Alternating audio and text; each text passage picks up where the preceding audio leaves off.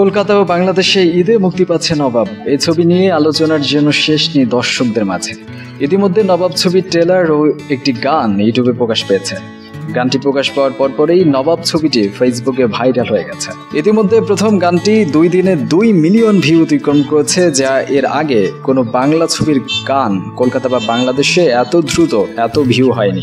বলা যায় এটা একটা রেকর্ড বাংলা ছবির জন্য। বলা যায় শুরুতেই বাজিমাত করলো নবাব। কলকাতার এক বিশ্বস্ত সূত্রে জানা গেছে নবাব ছবিটি 150 সিনেমা হলে কলকাতায় মুক্তি পাচ্ছে, আর বাংলাদেশে 100টিরও বেশি সিনেমা হলে মুক্তি পাচ্ছে নবাব। এছাড়াও ছবিটি মালয়েশিয়া, অস্ট্রেলিয়া ও ফ্রান্সে মুক্তি দেওয়ার কথা রয়েছে। বন্ধুরা, নবাব নিয়ে যদি তোমাদের কোনো মন্তব্য থাকে আমাদের সাথে শেয়ার করতে পারো, কমেন্ট বক্সে তোমার মন্তব্য জানাতে পারো। আর ভিডিওটি ভালো লাগলে লাইক, কমেন্ট, শেয়ার করতে ভুলবে না। আজকের মতো বিদায় নিচ্ছি। তোমরা অসংখ্য ভালো থাকো।